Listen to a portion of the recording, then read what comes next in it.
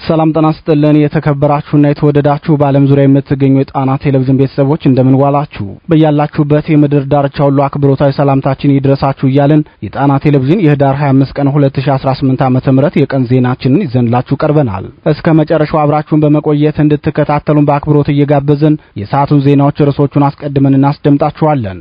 ፋኖ በርካታ የነፍስ ወከፍ መሳሪያዎችን ከብልጽግናው ሰራዊት ላይ የተቀበለበትና ሰፊ ገዢ መሬቶችን የተቆጣጠረበትን ተጋድሎ አድርጓል። አራተኛ ተከታታይ ቀን የዘለቀው የጎንደሩ ትንቅንቅ አሁናዊ መረጃ በሰዓቱ ዜናችን በቀዳሚነት የምናቀርብላችሁ የግንባር መረጃችን ነው። ጎጃም ላይ ፋኖ ታላቅ ድል የተቀዳጀበትን ብርቱ ውጊያ አድርጓል። በሁለቱም የጎጃም ዞኖች የተካሄደውን ብርቱ ተጋድሎ አስመልክቶ ከግንባር የደረሰንን መረጃ በዝርዝር እናስደምጣችኋለን። የፋኖ ክንድ የበረታበት የብልጽግናው ሰራዊት በተለመደው የዘፈቀደና የግድ የለሽ ባህሪው ገፍቶበት ያደረሰው ወንጀል በዜናችን ተካቷል፣ ይደመጣል። አንድነት ኃይል ነው፣ የተከፋፈለች መንግስት ግን አትጸናም ይባላል።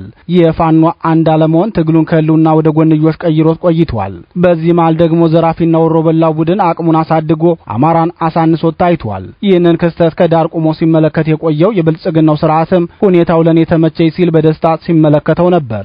አሁን ግን ያ ክፉ ጊዜ አልፎ ፋኖ አንድነቱን እያመጣ ሲሆን የቅንጅት ተጋድሎቹም ለብልጽግናው ሰራዊት ከባድ ፈተና ሆነውበታል። በወሎ ቤት አማራ የተገኘውን ታላቅ ድል አስመልክቶ የተሰናዳው ዝርዝር ዜናችን በዚህ ጉዳይ ያተኮረ ነው፣ እናስደምጣችኋለን።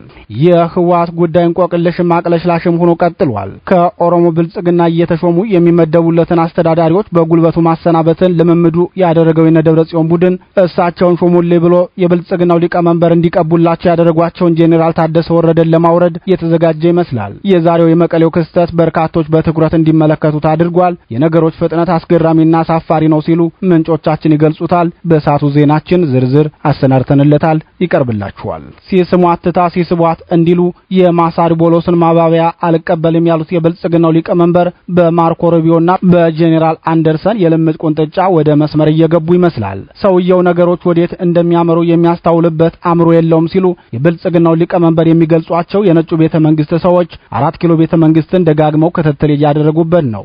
ከዚህ ተደጋጋሚ የአሜሪካዎች ክትትል ጀርባ ያደፈጠው መራራ እውነት ምንድነው? የወልቃይት ጉዳይስ ቀጣይ ሁኔታ በምን መልኩ ይታያል? የሰዓቱ ዜናችን መጠነኛ የትንታኔ ዘገባ ያሰናዳበት የሰዓቱ ዜናችን ነው። ሰዓቱ ሲደርስ ይቀርብላችኋል። እነዚህንና ሌሎች ለሰዓቱ የተመረጡ መረጃዎችን አሰባስበን ያሰናዳነው ዜናችን ከዚህ ሰዓት ጀምሮ ወደ እናንተ መቅረብ ይጀምራል። በድጋሚ እስከ መጨረሻው አብራችሁን ቆዩ እያልን በቀጥታ ወደ ዝርዝር ዘገባው እናልፋለን።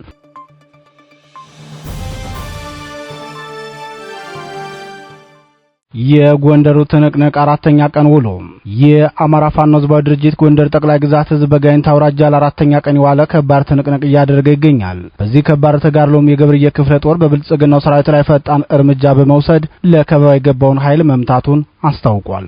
በጋይንት አውራጃዎች በሁለት ግንባሮች ያለማቋረጥ ውጊያ እያደረገ ያለውን የገብርዬ ክፍለ ጦርን ተጋድሎ አስመልክቶ የክፍለ ጦሩ ቃል አቀባይ አርበኛ ደሞዝ ግዳፍ ለጣና ቴሌቪዥን እንደገለጸው ከባድ ትንቅንቅ እያደረግን ነው ብሏል። የገብርዬ ክፍለ ጦር ዋና ቃል አቀባይ አርበኛ ደሞዝ ግዳፍ አክሎም ገብርዬ ክፍለ ጦር በሁለት አቅጣጫ ውጊያ እያደረገ ነው። የመጀመሪያው ውጊያ እየተደረገ ያለው ከአርብ ገበያ በቅርብ ርቀት በምትገኘው አንሰታ ጊዮርጊስ ቀበሌ ሲሆን የደጃዝማች ገሰሰ ባድማ ላይ እየተደረገ ያለ ውጊያ ነው። እሱም አራተኛ ቀኑን ይዟል። የጠላት ሰራዊት የአካባቢው ማህበረሰብ ከገንዘብ መዋጮ እስከ አስገድዶ መድፈር የደረሰው ወንጀል ሲፈጽም ቆይቷል። በዚህ ግንባር ያደረግነው ከባድ ትንቅንቅ ባደረስንበት ብርቱ ምት የተነሳ በአምስት ተራራ ላይ ምሽግ ሰርቶ የነበረውን የጠላት ኃይል ወደ አንድ ካምፕ እንዲሰባሰብ አድርገነዋል። ከፍተኛ ሰዋዊና ቆሳዊ ዋጋም አስከፍለነዋል ሲል ተናግሯል።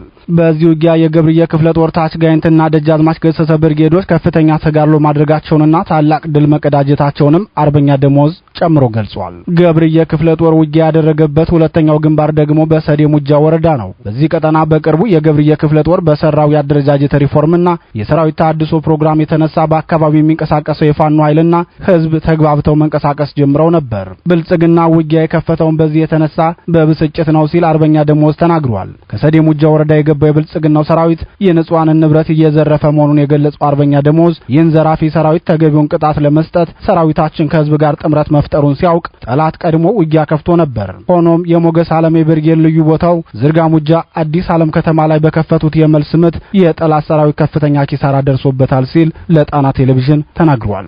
የገብርዬ ክፍለ ጦር ቃል አቀባይ አክሎም በዚህ ቦታ ላይ በተደረገው ውጊያ ለፋኖ ብዙ ግብዓት የተገኘበት ሆኗል።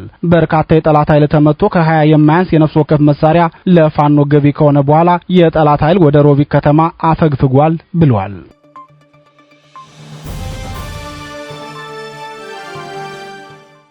ፋኖ ሰከላ ላይ ድል ተቀዳጀ። የአማራ ፋኖ ብሔራዊ ኃይል አጼ ቴዎድሮስ ህዝብ በምዕራብ ጎጃም ዞን ሰከላ ከተማ በብልጽግናው ሰራዊት ካምፕ ላይ ያነጣጠረ ጥቃት በመክፈት ከፍተኛ ሰዋዊና ቁሳዊ ኪሳራ ማድረሱን አስታወቀ።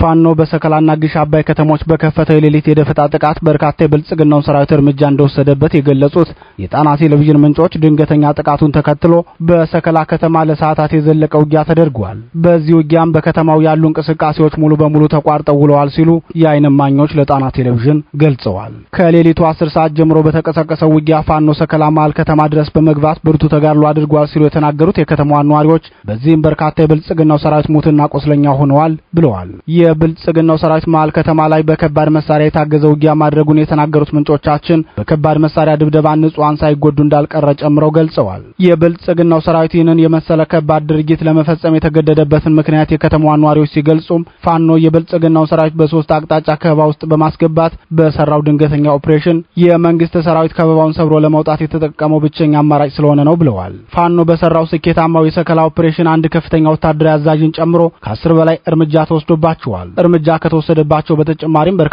ሰራዊት ጉዳት እንደደረሰበት የአካባቢው ነዋሪዎች ለጣና ቴሌቪዥን ጨምረው ገልጸዋል። ኦፕሬሽኑ የባዲንን ከፍተኛ አመራሮች ጭምር ውጥረት ውስጥ የከተተ እንደነበር የገለጹት የጣና ቴሌቪዥን ወታደራዊ ምንጮች የብልጽግናው ሰራዊት አዲስ የጀመረውን የሌሊት ልዩ ዘመቻም በማክሸፍ ፋኖ በራሱ ፕሮግራም የውጊያ ዕቅድ ነድፎ የፈጸመው የተጠና ጥቃት በመሆኑ ለታላቅ ድል እንዳበቃው ወታደራዊ ምንጮቻችን ተናግረዋል። ፋኖን ለመምታት የሌሊት ዘመቻን በልዩ የውጊያ ዕቅድ ለመጠቀም የወሰነው የብልጽግናው ሰራዊት ባላሰበውና ባልጠበቀው ሰዓት ፋኖ በሌሊት ወደ ከተማ መግባቱን ተከትሎ ከፍተኛ ድንጋጤ ውስጥ ሊገባ ችሏል። በዚህ የፋኖ ድርጊት ከባድ ድንጋጤ የገባው የብልጽግናው ሰራዊት ለከተማ ውጊያ አገልግሎት የማይውሉ መሳሪያዎችን ጭምር በመጠቀም ከዚህ በፊት በተደጋጋሚ እንደሚፈጽመው ዛሬም ዓለም አቀፍ የጦርነት ሕግን በመጣስ መሃል ከተማ ላይ ከባድ መሳሪያ ሲተኩስ ማደሩን ምንጮቻችን ተናግረዋል። ከሌሊቱ 10 ሰዓት የጀመረው የሰከላው ትንቅንቅ የዜና እስከተጠናቀረበት ድረስ በአካባቢው ውጥረት እንደነገሰ መሆኑን የገለጹት የጣና ቴሌቪዥን ምንጮች በውጊያው ብልጽግና ተጨማሪ ኃይል ከሌሎች አካባቢዎች እያስገባ መሆኑንም ተናግረዋል። ከኃይል ማስገባቱ በተጨማሪም የዘፈቀደ የከባድ መሳሪያ ድብደባ እያደረሰ መሆኑን ገልጸዋል። ይህ በእንዲህ እንዳለ በዚሁ ጎጃም ጠቅላይ ግዛት የአማራ ፋኖ ብሔራዊ ኃይል አጼ ቴዎድሮስ ሸበል በረንታ ላይ በጣለው የደፈጣ ጥቃት የባዲንን ከፍተኛ የፖሊስ አዛዦች ጨምሮ ሌሎችንም እርምጃ መውሰድ ችሏል። የአጼ ቴዎድሮስ 201ኛ ኮር 64ኛ እና 74ኛ ክፍለ ጦሮች በሸበል በረንታ ወረዳ ሊዲ ቀበሌ፣ ገዳያሱ ቀበሌና መርጦ ለማርያም ቀበሌዎች ከባድ ተጋድሎ ሲያካሂድ ማደሩን የኮሩ ቃል አቀባይ ፋኖ ሀብታሙ የሱፍ ባደረሰን መረጃ አስታውቋል። በሸበል በረንታ ወረዳ ወፍትማ ጎጥ ከሌሊቱ 8 ሰዓት በነበረው የጨለማ የጨበጣ ውጊያ በርካታ የብልጽግናው ሰራዊት አባላት እርምጃ ሲወሰድባቸው እጃቸውን ለፋኖ የሰጡ መኖራቸውም ታውቋል። መርጦ ለማርያም ላይ ደግሞ 2 ፖሊሶች ላይ እርምጃ ተወስዶባቸዋል።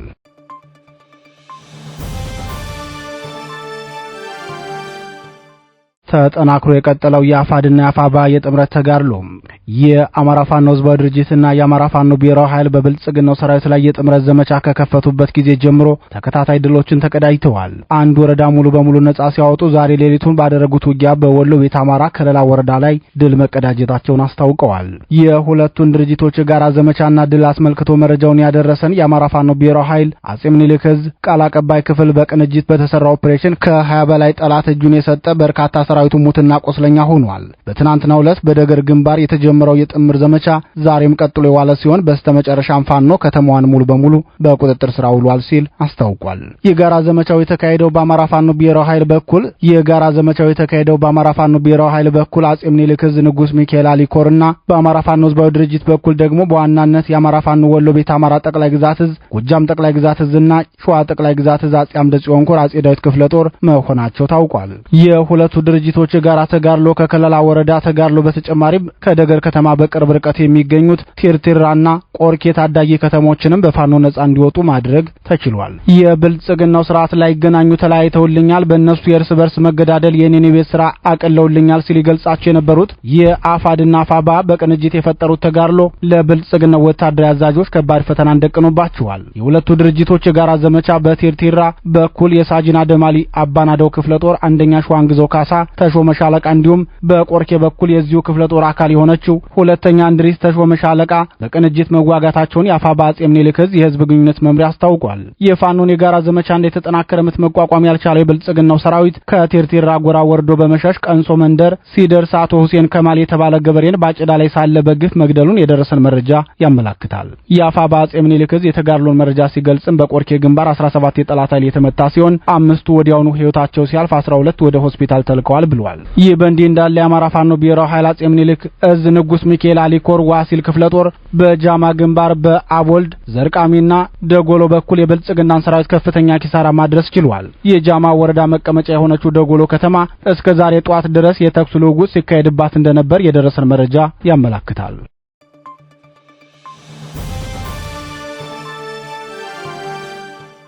ጄኔራል ታደሰ እንደ ጌታቸው ወይስ? በትግራይ ክልል ዋና ከተማ መቀሌ ሁኔታዎች በፍጥነት እየተለዋወጡና ውጥረቶችም አይለው ታይተዋል። ዛሬ በመቀሌ የጊዜው አስተዳደሩ ፕሬዝዳንት ጄኔራል ታደሰ ወረደ ጽሕፈት ቤት በህወሓት ታጣቂዎች ተከቦ ውሏል። ሁኔታው እጅግ አሳሳቢ ነው ሲሉ የከተማዋ ነዋሪዎች ይናገራሉ። ከ2013 ዓመተ ምህረት ጥቅምት 24 በኋላ የትግራይ ፖለቲካ ውስብስብ መሆኑን የተመለከቱ ታዛቢዎች በተለይም ብልጽግናና ህወሓት ደቡብ አፍሪካ ድረስ ተጉዘው የፈጸሙት እርቅ የክልሉን ሁኔታ የበለጠ እንዳወሳሰበው ይገልጻሉ። አስቀድሞ ለሁሉም የኢትዮጵያ ክልሎች ርዕሰ መስተዳድሮችን እየሾመ በመስለኔ ሲያስተዳድር የነበረው ህወሓት ከፕሪቶሪያው ድርድር በኋላ ግን ከኦሮሞ ብልጽግና የሚሰጡትን አስተዳዳሪዎች ተቀብሎ መመራት ጀምሯል። የብልጽግናው ሊቀመንበር የመደበለትን መሪ ማውረድ ቢፈልግ እንኳ ምክር ቤት ሰብስቦ ውሳኔ ከማሳለፍ ይልቅ 4 ኪሎ ድረስ እየተመላለሰ የብልጽግናው ሊቀመንበር ደጅ እየጠና ሌላ ሹመኛ ያስመድባል እንጂ በራሱ መንገድ የሚያከናውነው አንዳች አቅም እንዳይኖረው ሆኗል። ይህ ክስተት ውሎ ሲያድር ሽንፈቱ እየከበደው የመጣው ህወሓት የቀደመ አቅሙን ለማሳየት የታጣቂ ኃይሉን ማጠናከርና ቀደም ሲል በዘር ማጥፋት ወንጀል ሲከሳቸው ከነበሩ ኃይሎች ጋር እስከ መጣመር ደርሷል። በዚህ የተነሳም በኦሮሞ ብልጽግና የተሾሙትን የትግራይ ክልል ጊዜው አስተዳዳሪን ለማስወገድ ካሰበ ቆይቷል። የዚህ ሐሳቡ መጀመሪያ ምዕራፍ ከወራት በፊት የክልሉ ታጣቂ ኃይል ተቃውሞ አንስተው የፕሬዝዳንቱን ቢሮና የአውሮፕላን ማረፊያውን መንገድ ዘግተው በነበረበት ወቅት ታጣቂዎችን ለማናገር ጄኔራሉ ፈቃደኛ ባይሆኑም በደብረጽዮንና በወይዘሮ ፈትለወርቅ ትዕዛዝ ጄኔራሉ ታጣቂዎችን ጠርተው ማናገራቸው ይታወሳል። ከዚያ ክስተት ጀምሮ በትግራይ ክልል የኦህዴድ ብልጽግናው ሹመኛና የህወሓት መሪዎች ልዩነታቸው እየሰፋ መሄዱን ጉዳዩን በቅርበት የሚያውቁ ምንጮቻችን ይናገራሉ። የሁለቱ ኃይሎች ልዩነት እየሰፋ ሄዶ ዛሬ ወደ ለየለት ደረጃ ያደገ ይመስላል። በትግራይ ክልል እየሆነ ያለው ሁሉ ፍጥነቱ አስደንጋጭ ነው። ስልኩን ጨርሼ ስዘጋው አዲስ ነገር ተፈጥሮ ሊጠብቀኝ ይችላል በማለት የጣና ቴሌቪዥን ምንጭ የክልሉን ሁኔታ ይገልጹታል። ምናልባት ይህ ዜና ተዘጋጅቶ ለህዝብ ሲቀርብም ሌላ ታሪክ ልንሰማም እንደምንችል ምንጫችን ጨምረው ተናግረዋል። ከመቀሌ ከተማ ሰሜናዊ አቅጣጫ ኩያ ተብሎ በሚጠራው ወታደራዊ ካምፕ ከ5 ዓመት በፊት የሰሜን ዕዝ ዋና ማዘዣ ጣቢያ ነበር። አሁን ግን በወይዘሮ ፈትለወርቅ የሚመራው የትግራይ ታጣቂ ኃይል አርሚ 31 የሚባለው ክንፍ የተቀመጠበት ካምፕ ነው። የዚህ ኃይል የተወሰነ ክፍል ከባድ መሳሪያን ጨምሮ በርካታ የጦር መሳሪያ ይዞ በመቀሌ ከተማ አደባባይ ታየም። ከዚህ በተጨማሪም ወደ ጊዜው አስተዳደሩ ህንጻም የተጠጋ ሲሆን አንዳንድ ህንጻዎችንም ከቦ ተቀምጦ ነበር። ይህ ሁሉ የሆነው የዜና እየተጠናቀረ በነበረበት ሰዓት መሆኑን ልብ ይለዋል። የታጣቂ ኃይሉ እንቅስቃሴና ታጣቂ ቡድኑን የሚመሩት እነ ሞንጀሪኖ፣ ጄኔራል ምግበይ፣ ጄኔራል ፍስሐ ማንጁስና ደብረጽዮንን ጨምሮ ነባሩ ህወሓት የጊዜው አስተዳደሩ ማሰናበት ይፈልጋል። ይህን ባሳለፍነው ጥር ወር አጋማሽ ላይ በክልሉ የነበረውን ክስተት የሚያስታውሱ ሆኗል። በወቅቱ የታጣቂ ኃይሉና የነደብረጽዮን ቡድን በፈጠሩት ጥምረት ጌታቸው ረዳን ከመቀሌ አባሮ አዲስ አበባ ምኒልክ ቤተመንግስት ውስጥ እንዲደበቁ ያስገደደ ነበር። አሁንም እየተፈጸመ ያለው ክስተት ህወሓት ንጹህ ትግራዋይ አይደለም እያለ የሚዘልፋቸውን አቶ ጌታቸው ረዳን ባባረረበት መንገድ ጄኔራል ታደሰ ወረደንም ለማባረር ያሰበ ይመስላል። ጄኔራል ታደሰ በመርህ ደረጃ የታጣቂ ኃይሉ መሪ ቢሆኑም በተግባር ግን የታጣቂ ቡድኑ መሪዎች እነ ሞንጆሪኖ ናቸው። የትግራይ ክልልን አሁናዊ ሁኔታ በተመለከተ በተከታታይ ዘገባዎችን ይዘን የምንመለስ ይሆናል።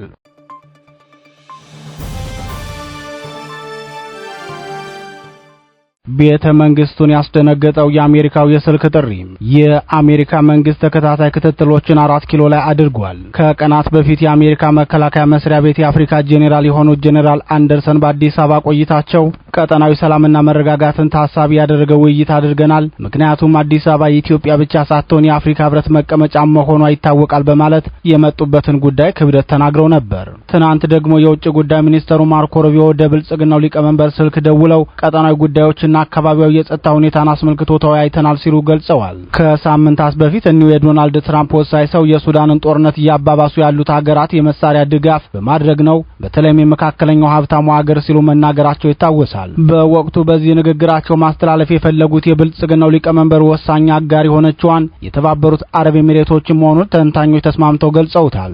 በተለይም በአፍሪካ ቀንድና በአጠቃላይ ደግሞ በምስራቅ አፍሪካ እየሆነ ያለው ሁሉ ለአሜሪካም ሆነ ለመላው ዓለም በስጋትነት የሚታይ ጉዳይ ነው። የቢዝነስ ዲፕሎማሲው ኤክስፖርት የሚባሉት የአሜሪካው ፕሬዝዳንት በቅርቡ በቤተ መንግስታቸው የሳውዲ አረቢያውን ሉል መሐመድ ቢን ሳልማንን ከክርስቲያኖ ሮናልዶ ጋር ጋብዘዋቸው ነበር። በዚያ የነጩ ቤተ መንግስት ውይይት ላይም ዶናልድ ትራምፕ የጦር መሳሪያ ሽያጭና የቀጠናውን የማክሮ ኢኮኖሚ የሚቋደሱበትን መንገድ ታሳቢ አድርገው መናገራቸው ይታወሳል። በተለይም የሱዳንን ጦርነት አስመልክቶ ለመፍትሄው አሜሪካ ቁርጠኛ መሆኗን ገልጸው ነበር። በአፍሪካ ቀንድ ሰላምና መረጋጋትን ለመፍጠር ኢትዮጵያና አሜሪካ በትብብር ለመስራት ተወያይተናል ሲሉ የተናገሩት ማርኮ ሩቢዮ በተለይም የሩሲያ ወደ ቀይ ባህር ለመግባት እያደረገችው ያለው ሙከራ አሜሪካን የሚያሳስብ ነው። ወዲህ ደግሞ የጄኔራል ሐምዳን ዳጋሎ ሰራዊት ከፊል ሊቢያ ድረስ የሚዘልቅ የሰራዊት አቅም ማሳደጉ ለግብጻውያን ፖለቲከኞች ከባድ ስጋት ነው። ከግብጽ በተጨማሪም በየዓመቱ ከ2 ቢሊዮን ዶላር በላይ የቀንድ ከብት ንግድ የሚካሄድበት የዳርፉር ቀጠና ከጄኔራል አልቡራን ቁጥጥር ውጭ መሆኑ ሳውዲ አረቢያን በስጋ ገበያዋ ላይ ከባድ ፈተናን ደቅኖባታል። በአጠቃላይ በሱዳን ያለው ሁኔታ አሜሪካንና አጋሮቿን ከሁለት የከፈለ ሆኗል። ለምሳሌ ግብጽና ሳውዲ አረቢያ የሚደግፉት የጄኔራል አልቡራን ጦር የአሜሪካ ቀንደኛ ተቀናቃኝ የሆኑትን ሩሲያን፣ ኢራንንና ቻይናንም የጋበዘ ሆኗል። በተለይም ሶስቱም የብሪክስ አባል ሀገራት ወደ ቀይ ባህር መጠጋታቸው አሜሪካን የሚያስከፋት ነው። ወዲህ ደግሞ የብሪክስ አባል ሆኛለሁ የሚለው የብልጽግናው መንግስት ይደግፉኛል ብሎ የሚተማመንባቸውን ሀገራት የራሳቸውን ጥቅም አስልተው ሱዳን ላይ ከአልቡራን ጋር ተሰልፈዋል። የሱዳኑ አሰላለፍ ደግሞ ኤርትራንም ያካተተ መሆኑና የብልጽግናው ስርዓት ወደ ቀይ ባህር ገባለሁ ብሎ ኤርትራ ላይ ጦርነት ለመክፈት በሚዘትበት ወቅት መፈጠሩ ጉዳዩን የበለጠ ውስብስብ ያደርገዋል። የግብጽ ወዳጅ የሆነው የቱርክ መንግስት ሶማሊያ ላይ የሳተላይት ማዕከል እስከ መገንባት የደረሰ አቅም ፈጥሯል። ግብጽ፣ ሳውዲ አረቢያ፣ ጅቡቲና ሌሎች የቀጠናው ሀገራት ደግሞ በቀይ ባህር ዙሪያ ጥበቃ የሚያደርግ የጋራ የባህር ኃይል ስልጠና ማድረጋቸው አይዘነጋም። በዚህ የትብብር ማዕቀፍ ውስጥ ግብጽና ሳውዲ አረቢያን የመሳሰሉ የአሜሪካ ወዳጆች ቢኖሩበትም አሜሪካ በስጋትነት የምትመለከተው የቱርክ መንግስት መግባቱ አሰላለፉን ያወሳስበዋል። በዚህ ውስብስብና እጅግ አስቸጋሪ በሆነው የአፍሪካ ቀንድ የጸጥታ ሁኔታ ነው የብልጽግናው ሊቀመንበር አንድ ጊዜ ከሶማሌላንድ ጋር የስምምነት ፊርማ ተፈራርመው ቀጠናውን ሲረብሹት፣ ሌላ ጊዜ ደግሞ ከኤርትራ ጋር እዋጋለሁ፣ አንዴ ጦርነቱን ከጀመርነው ውጤቱ ምን ሊሆን እንደሚችል አሳያችኋለሁ እያሉ በመዛት የቀጠናውን የጸጥታ የበለጠ አውከውታል። የብልጽግናው ሊቀመንበር ደግሞ በአገር ውስጥ ተቃዋሚዎቻቸውና በመላው ህዝብ ብቻ ሳይሆን በመላው ዓለም የፖለቲካ ተዋንያን ዘንድም የሚታወቁባቸው ሁለት መገለጫዎች አሏቸው። የመጀመሪያው መገለጫቸው አቅመቢስነታቸው ሲሆን ሌላውና ዋናው የእሳቸው ልዩ መገለጫ የሆነው ደግሞ ኃላፊነት የማይሰማቸው ደካማ መሆናቸው ነው። በዚህ የተነሳም የፈለጉትን ለማድረግ ሲነሱ ውጤቱን ሳያስቡ ዘለው በመግባት የሚያደርሱት ጉዳት ከፍተኛ ነው። ለዚህ ውድቀታቸው ማሳያው ከሶማሌላንድ ጋር ያደረጉት የስምምነት ፊርማ በዓለም ፊት መዘባበቻ አድርጓቸዋል። በኢትዮጵያና በኤርትራ መካከል ጦርነት ቢከፈት ውጤቱ ምን ያህል አደገኛ ሊሆን እንደሚችል ለብልጽግናው ሊቀመንበር የተገለጠላቸው እንዳልሆነ አሜሪካውያን በሚገባ ተረድተውታል። የሁለቱ ሀገራት ወደ ጦርነት መግባት የአፍሪካ ቀንድን ብቻ ሳይሆን የምስራቅ አፍሪካ ፖለቲካና ጸጥታውን በእጅጉ የሚፈታተን ነው። በመሆኑም ሳይቃጠል በቅጠል የሚለውን ቅድመ መከላከል ዘዴ መከተል የመረጡ ይመስላል። ሰሞኑን በተደጋጋሚ ወደ 4 ኪሎ ቤተ መንግስት በአካልና በስልክ የበዙት ከዚህ የተነሳ ሊሆን እንደሚችል የፖለቲካ ተንታኞች ይናገራሉ። በኢትዮጵያ ያለው የእርስ በርስ ጦርነት ህዝቡን ከፍተኛ ዋጋ ያስከፈለ ሲሆን የኢኮኖሚ ውድቀቱ ደግሞ ቀጣዮቹን ጊዜያት የበለጠ ፈታኝና አስቸጋሪ ያደርጋል ተብሎ ተሰግቷል። ይህ ስጋት ለብልጽግናው ሊቀመንበርና ለደጋፊዎቻቸው የማይታያቸው ቢሆንም የኢኮኖሚ ቀውስና የእርስ በርስ ጦርነት በአንድ ሀገር ላይ በተመሳሳይ ወቅት ሲከሰቱ የሚፈጥሩት ውጤት ምን ያህል አደገኛ እንደሆነ የመን፣ ደቡብ ሱዳን፣ ሶማሊያና ማዕከላዊ አፍሪካ ሪፐብሊክ ከበቂ በላይ ምስክሮች ናቸው። ኢትዮጵያ የአፍሪካ ህብረት መቀመጫ መሆኗን አስመልክቶ በዚህች ሀገር ቀውስ መፈጠሩ የሁሉንም ሀገራት ፍላጎት እንደሚጎዳ የተረዱት አሜሪካውያን በብልጽግናው ሊቀመንበር ላይ የካሮትም የለምጭም ዲፕሎማሲያቸውን እየተገበሩ ይገኛሉ። ይህ ተከታታይ ጫና የበረታባቸው የብልጽግናው ሊቀመንበር በአሁኑ ሰዓት የቀይ ባህርን ጉዳይ ውሾን ያነሳ ውሾ ብለው ትተውታል። በዚህ ሰዓት በብልጽግናው ሚዲያዎች ፊት ስለ ቀይ ባህር ከማንሳት ይልቅ በአቶ መለስ ዜናዊ ፊት የኮሎኔል መንግስቱ ኃይለማርያምን ፎቶ ይዞ መጨፈር ይቀላል። የብልጽግናው ሊቀመንበር ለፖለቲካ ካድሬዎቻቸውና ለወታደራዊ ታማኝ አሽከሮቻቸው ስለ ቀይ ባህር አፋችሁ እንዳይቀላምድ ብለው ያዘዙ ይመስላል። ከወራት በፊት እንደነበረው ሳይሆን በዚህ ወቅት አንዳቸውም ያሰብን ጉዳይ መናገር አይደለም አስበውትም የሚያውቁ አይመስልም። ይህ የሆነው ደግሞ የብልጽግናው ሊቀመንበር የአሜሪካን የካሮት ዲፕሎማሲ ችላ ማለታቸውን መሆናቸውን ተከትሎ የልምጭ ዲፕሎማሲው ተከታትሎ ሲደርሳቸው በማየታቸው የተውት እንደሆነ የቤተ መንግስቱ ምንጮች ይናገራሉ።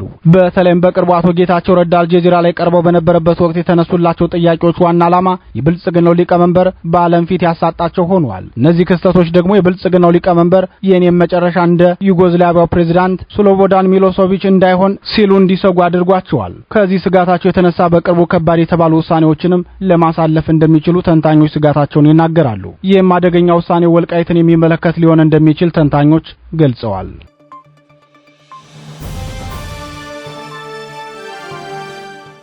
ክቡራትና ክቡራን የጣና ቴሌቪዥን አድማጭ ተመልካቾቻችን የቀን ዜናችን የተከታተላችሁትን ይመስል ነበር። በመሽቱ የዜና ወጃችን እስከምንገናኝ በዚሁ ተሰናበትን። ጤና ይስጥልን።